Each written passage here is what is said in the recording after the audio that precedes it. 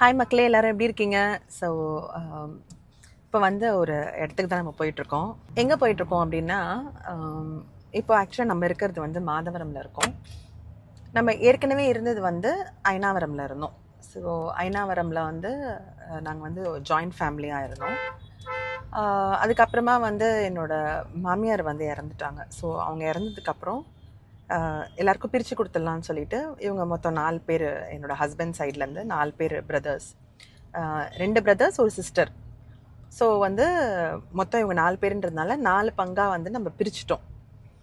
இப்போ நம்ம பிரித்து நம்மளுக்குன்னு வந்திருக்கிற அந்த ஏரியாவில் வந்து நம்ம இப்போ வீடு கட்டிக்கிட்டு இருக்கோம். ஸோ அது வந்து உங்கள் எல்லாருக்கும் காமிக்கலாம் அப்படின்றதுனால தான் பேஸ்மெண்ட் போட்டாச்சு. இப்போ ஃபஸ்ட் ஃப்ளோரும் கிரவுண்ட் ஃப்ளோர் முடிஞ்சிச்சு இல்லைப்பா? கிரவுண்ட் ஃப்ளோரு இப்போ ஃபஸ்ட் ஃப்ளோர் வந்து ஸ்டெப்ஸ் போட்டுக்கிட்டு இருக்கோம். ஸ்டெப்ஸ் வரைக்கும் வந்திருக்கு. அதுக்கப்புறம் வந்து ரூஃப் போட போகிறோம். அப்படி தானேப்பா? ஸோ அது எந்த லெவலில் இருக்குது அப்படின்றது நீங்கள் இன்னும் வந்து பார்த்தீங்கன்னா உங்களுக்கு நல்லா புரியும். மாதவரம் ஏரியா பொறுத்த வரைக்கும் பார்த்தீங்கன்னா இங்கே டிராஃபிக் ஏரியாவாயிடுச்சுங்க. ஸோ எந்த இடத்துக்கு இங்கேருந்து நம்ம வந்து ஏர்போர்ட் போகணும் அப்படின்னா கூட 1 hour and 20 minutes ஆகுது. இங்கே மெட்ரோ வேலை வேறு நடந்துட்டு இருக்குங்களா, அதனால செம்ம டிராஃபிக் ஆகுது. அளவே இல்லாத அளவுக்கு டிராஃபிக் ஆகுது.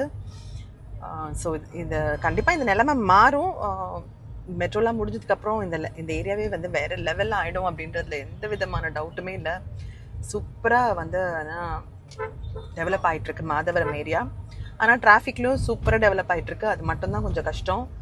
ஸோ மெட்ரோ பிரிட்ஜ் பாருங்களேன். இப்போ ஆக்சுவலாக ஆல்மோஸ்ட் நம்ம ரெட்டேரி கிட்ட இருக்கோம். மெட்ரோ பிரிட்ஜ் எவ்வளோ ரொம்ப ஸ்பீடாக வேலைனா நடந்துகிட்ருக்குங்க. இப்போ தான் பார்த்த மாதிரி இருக்குல்லப்பா. இதெல்லாம் கடகடன்னு பாருங்களேன், மேலெல்லாம் ஃபில் ஆகிட்டே வருது. So super. அதை பாருங்கள், டிராஃபிக்கை பாருங்கள். அதுக்கு முன்னாடி பயங்கரமான டிராஃபிக். எங்கேயாவது போனோம்னா நாங்கள் வந்து 1 hour ஒரு 1.5 hours முன்னாடியே நாங்கள் கிளம்புனா தான் ஈஸியாக நம்ம வந்து போக முடியும். ஸோ பிரிட்ஜில் ஏதோ ப்ராப்ளம்னு நினைக்கிறேன் இல்லைப்பா? எல்லாமே ரைட்டில் டைவர்ட் ஆகுறாங்க. இந்த ரெட்டேரி பிரிட்ஜில் என்னன்னு தெரியலையே. ஓகே, பார்க்கலாம். ஸோ என்ன ப்ராப்ளம்னு தெரியல. ரெட்டேரி பிரிட்ஜு கிட்ட வந்து பயங்கரமாக டிராஃபிக் ஆகுது. ஆனால் வண்டி எல்லாமே ரைட்டில் போகுது. ஸோ வண்டிங்க எல்லாம் டேக் டைவர்ஷன். ஆக்சுவலாக பிரிட்ஜ் ஏறி போகிறது தான் நம்மளுக்கு ஈஸி, டக்குன்னு போய் இறங்கிடலாம். ஆனால் ஏதோ ப்ராப்ளம், டேக் டைவர்ஷன். இங்கேயும் டேக் டைவர்ஷன் இல்லையேப்பா. வண்டி போகுதுப்பா, போகலாம் போகலாம். யாரோ பண்ண தப்பு. ஒருத்தர் போயிட்டுருக்காரு, அவரை ஃபாலோ பண்ணலாமா வேண்டாமா? ஏதோ சம்திங் ஏதோ ஆயிருக்குங்க, வேண்டாம். பார்க்கலாமா? ஓகே, எப்படியும் நம்ம ஒரு தைரியத்தில் வந்து இந்த பிரிட்ஜ் ஏரியாச்சு. இது பாருங்களேன். ஸோ இது கொஞ்சம் தான் கம்ப்ளீட் ஆக வேண்டியது இருக்குது. பிரிட்ஜ் இவ்வளோ காலியாக இருக்கிறத பார்த்தா கண்டிப்பாக ஏதோ பிரச்சனைன்னு நினைக்கிறேன். ஒரு பெரிய லாரி திரும்புகிற மாதிரி இருக்கே. அட ஆமாம், அந்த லாரி திரும்ப தான் செய்கிறாரு. ஸோ லாரி திரும்பினதுக்கப்புறம் இந்த வண்டிங்க, கார் எல்லாமே நம்ம திருப்பி தான் ஆகணும். இப்போ தான் நினச்சிக்கிட்டே இருந்தேன், என்னடா அது டேக் டைவர்ஷன்னு நம்ம எங்கே கொண்டு போய் விட போகிறாங்கன்னு நினச்சிக்கிட்டே இருந்தேன். அதே மாதிரி டேக் டைவர்ஷன் தாங்க. பிரிட்ஜ் மேலே போகிறது வந்து நம்மளுக்கு கொஞ்சம் ஈஸி. ஸோ ஸ்ட்ரைட்டாக போய் இறங்கிடலாம். அப்படி இல்லைனா கொளத்தூர் ரைட் திரும்புகிறவங்க நிறைய பேர் இருப்பாங்க. ஸோ அதனால் கீழே போகும்போது டிராஃபிக் நிறையா ஆகிறதுக்கான வாய்ப்பு இருக்குது. பட் வேறு வழி இல்லைங்க, நம்ம வண்டியை திருப்பி தான் ஆகணும். என்ன பிரச்சனை அங்கே நடந்திருக்கு அப்படின்னு நமக்கு தெரியல, அதனால் ரிஸ்க் எடுக்க வேண்டாம். ஸோ திருப்பியாச்சு. நம்ம சைட்டையும் வந்து சேர்ந்தாச்சுங்க. ஸோ இதுதான் நம்மளோட சைட்டு. சைட் அப்படியே காமிங்கப்பா. ஸோ ஆன்கோயிங்கில் இருக்குது. நம்ம வந்து ஃபவுண்டேஷன் போட்டு பேஸ்மெண்ட்டை ரெடி ஆகிடுச்சு. இப்போ வந்து ஃபஸ்ட் ஃப்ளோருக்கு நம்ம தூக்க போகிறோம். அப்படி தானேப்பா? இப்போ வந்து படிக்கட்டு ரெடி ஆகிட்டுருக்கு இந்த சைடு. ஸோ அதை பூசிகிட்ருக்காங்க. இதுக்கப்புறம் வந்து இது வந்து லிஃப்ட் ஏரியா இல்லைப்பா? இது வந்து லிஃப்ட் ஏரியா. ஸோ நம்ம வந்து G+3 கட்ட போகிறோம். ஆமாம், G+3. ஸோ அதோட பிளான்லாம் என்ன அப்படின்றத வந்து நான் உங்களுக்கு லேட்டராக எக்ஸ்பிளைன் பண்ணுறேன். இப்போ நான் சொன்னால் கூட உங்களுக்கு புரியாது. இது வந்து ஆக்சுவலாக நம்ம கிரவுண்ட் ஃப்ளோர் ஃபுல்லாகவே வந்து கார் பார்க்கிங் தான். இந்த இடம் எல்லாமே வந்து கார் பார்க்கிங் தான். ஸோ ஃபர்தராக ஒரு பிளான் இருக்குது. ஸோ அதெல்லாம் வந்து ப்ராக்ரஸ் ஆகும்போது சொல்லும் போது தான் உங்களுக்கும் புரியும். ஸோ இது வந்து சம்பு, இங்கே மோட்ரு நம்ம வந்து இங்கே போட்டிருக்கோம். ஸோ இதுதான் நம்மளோட ஏரியா. ரொம்ப நம்ம மேஸ்திரி வந்து ரொம்ப சுத்தமாக கட்டிகிட்டு இருக்காங்க. நமக்கு இந்த இடத்த வந்து ரொம்ப அழகாக கட்டி கொடுத்துட்ருக்கிறது வந்து மலர் பில்டர்ஸ். அவங்க தான் கட்டி கொடுத்துட்ருக்காங்க. அவங்கள பற்றிலாம் நான் உங்களுக்கு ஃபர்தராக எக்ஸ்பிளைன் பண்ணுறேன். ஸோ இது இங்கே லிஃப்ட் வருது. இங்கே வந்து என்னப்பா வருது இந்த இடம்? இங்கே இப்போ என்ன வருது இப்போது? இங்கே ஒரு ரூம் வர மாதிரி ஐடியா பண்ணுது. ஓ, இங்கே ஒரு ரூம் பிளான் பண்ணியிருக்கோம். ஓகே, அதோடைய சின்ன பாத்ரூம். அதோட சின்ன பாத்ரூம் தான். ஸோ இங்கே ஒரு சின்ன ரூம் ஒன்று பிளான் பண்ணியிருக்கோம். அங்கே வந்து 2 கார் நிற்கிற மாதிரியும் இங்கே ஒரு ரூம் மாதிரி ஒன்று பிளான் பண்ணியிருக்கோம். அதுதான் இப்போ நான் சொன்னால் உங்களுக்கு புரியாது, இப்படி இருக்கிற மாதிரி தான் இருக்கும். ஸோ ப்ராக்ரஸ் ஆக ஆக நான் சொன்னேன்னா உங்களுக்கு இன்னும் நல்லா புரியும். Okay, super. நீங்கள் நம்ம வீடியோலேயே இப்போ தான் வரீங்க. ஸோ எல்லாருக்கும் ஒரு ஹாய் சொல்லிடுங்க. ஸோ இந்த இடம் யாரோட இடம்ப்பா? இது நம்மளது இது ஒரு தாத்தாவோட இடம். இது தாத்தாவோட இடம். தாத்தானா எந்த தாத்தா? அம்மாவோட அப்பா. அம்மாவோட அப்பாவோட இடம். Okay okay. அவங்களோட பூர்வீகம்.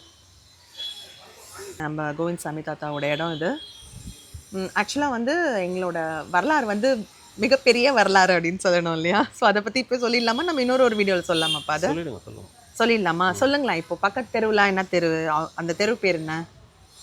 அது கோபால் பிள்ளை தெரு. கோபால் பிள்ளை தெரு. அது யாரு? கோபால் பிள்ளைன்றவர் யாரு? தாத்தாவோட அண்ணன். தாத்தாவோட அண்ணன் கோவிந்த்சாமி பிள்ளை வந்து நம்ம தாத்தா, அதாவது எங்கள் மாமியாரோட அப்பா, அவரோட அண்ணன் தான் கோபால் பிள்ளை. இன்னொரு நகர் இருக்குமே, அது பாளையம்பிள்ளை நகர். பாளையம்பிள்ளை நகர். அந்த பாளையம் பிள்ளைங்கிறவர் யாரு? தாத்தாவோட அப்பா. தாத்தாவோட அப்பா. ஸோ பார்த்தீங்களா?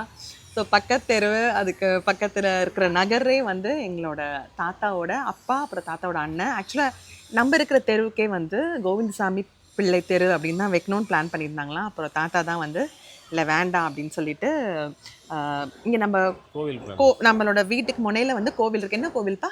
பட்டாச்சாரி பெருமாள் கோவில் இருக்குது, சிவன் கோவில் இருக்குது. ஸோ பெருமாள் கோவில் இருக்கிறதுனால இந்த தெருவுக்கு வந்து பட்டாச்சாரிய தெருன்னு வைக்கலான்னு சொல்லிட்டு பிளான் பண்ணியிருக்காங்க. இது வந்து இந்த வரலாறுலாம் வந்து எங்கள் மாமியார் வந்து எங்களுக்கு சொன்னது தான். ஸோ வந்து அதாவது இந்த தெருவிலே வந்து மேக்ஸிமம் நம்மளோட இடமா இருந்தது இல்லைப்பா, தாத்தாவோட இடமா இருந்தது.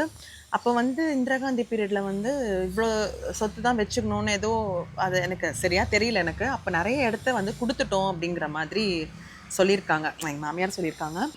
ஸோ இது ஒரு ரொம்ப பெரிய இடம்லாம் இல்லை, ஒரு சின்ன இடம் தான். ஆனால் கூட நம்ம தாத்தாவோட ரொம்ப கஷ்டப்பட்டு அவங்கெல்லாம் சேர்த்த இடம்ன்றதுனால இந்த இடத்த நம்ம கண்டிப்பாக கட்டி ஆகணும் அப்படின்றது என்னோட கனவு, என் கணவரோட கனவை விட என் பசங்களோட கனவாக அது இருக்குது. என்னப்பா? கம்பல் பண்ணி தான் வந்து ஆக்சுவலாக இங்கே நம்ம வந்து இந்த இடத்தவே கட்டிகிட்டு இருக்கோம் உண்மையாகவே. ஏன்னா பசங்களுக்கு வந்து இது ஒரு நாஸ்டாலஜிக் ஃபீல். இது என்னோட கணவர், அஃப்கோர்ஸ் என்னோட கணவருக்கு பயங்கரமான நாஸ்டாலஜி. ஏன்னா அவங்க பிறந்து வளர்ந்த இடமே இதுதான்.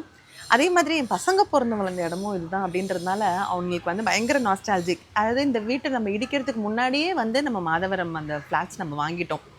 ஸோ இங்கே வந்து அப்போ நம்ம பிரதர் இன் லாலாம் இருந்தாங்க, நாங்கள் அங்கே இருந்தோம். அப்புறம் எங்கள் மாமியார் திடீர்னு இறந்ததுக்கு அப்புறம் தான் சரி ஓகே நம்ம பிரித்து ஆகணுன்ற ஒரு சுச்சுவேஷன் வந்தப்போ தான் நம்ம இந்த இடத்த வந்து பிரிச்சுட்டு எல்லாருக்கும் அவங்கவுங்களோட பாகத்தை வந்து அவங்களுக்கு கொடுத்தோம். அப்போ என் பையன் பெரியவன் வந்து ரொம்ப பிடிவாதமாக இல்லை நான் இங்கே கட்டியே ஆவேன் அப்படின்னு சொல்லிட்டு அவன் வந்து அவனுக்கு வந்து இது வந்து ஒரு எமோஷன் அப்படின்னே சொல்லணும். அவன் கண்டிப்பாக இந்த இடத்த கட்டணும் அப்படின்னு அவன் இன்சிஸ்ட் பண்ணதுனால மட்டுமே தான் நாங்கள் வந்து இந்த இடத்த வந்து கட்டிக்கிட்டு இருக்கோம். என்னோடய பிரதர் இன் லாஸ்லாம் பக்கத்தில் அவங்க இன்னும் ஸ்டார்ட் பண்ணல, அவங்க ஃபர்தராக அவங்களும் ஸ்டார்ட் பண்ணுவாங்க. ஸோ இதுதான் இந்த இடத்தோட ஒரு குட்டி வரலாறு. ஸோ இந்த இடம் நான் ப்ரோக்ரஸ் ஆக ஆக கட்ட உங்களுக்கு நான் கண்டிப்பாக அதோட இடத்த நான் காமிப்பேன். இது அதாவது இந்த இடம் வந்து எப்படிப்பட்ட ஒரு நாஸ்டாலஜியா அப்படின்னா, அப்படியே வாங்கலாம்.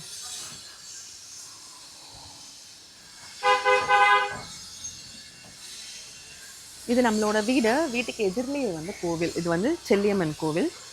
நம்ம இந்த வீட்டோட முனையில் வந்து ஒரு பெருமாள் கோவில், ஒரு சிவன் கோவில் இருக்குது. ரொம்ப ரொம்ப ஃபேமஸான கரியமாணிக்க பெருமாள் கோவில். அதுக்கப்புறம் பக்கத்தில் பரசுராமலிங்கேஸ்வரர் கோவில். இது வந்து அயனாவரம் கரியமாணிக்க பெருமாள் கோவில், பரசுராமலிங்கேஸ்வரர் கோவில்னால் எல்லாருக்குமே தெரியும், அவ்வளோ ஃபேமஸான கோவில். இன்னும் கொஞ்சம் உள்ளே போனோம்னா ஆஞ்சநேயர் கோவில் இருக்குது.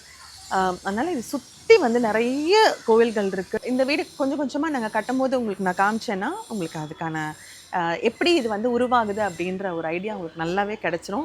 ஸோ ஃபஸ்ட்டு உங்களுக்கு வந்து இந்த வீட்டை வந்து இன்ட்ரடியூஸ் பண்ணலாம் அப்படின்றதுக்காக தான் இந்த விலாகே நாங்கள் இன்றைக்கி ரெடி பண்ணோம். கண்டிப்பாக போட்டு ஆகணும் அப்படின்றதுக்காக. ஸோ உங்கள் சப்போர்ட் கட்டாயமாக எங்கள் எல்லாருக்கும் தேவை. எங்கள் எல்லாரையும், எங்கள் ஃபேமிலி நீங்கள் ப்ளஸ் பண்ணணும்.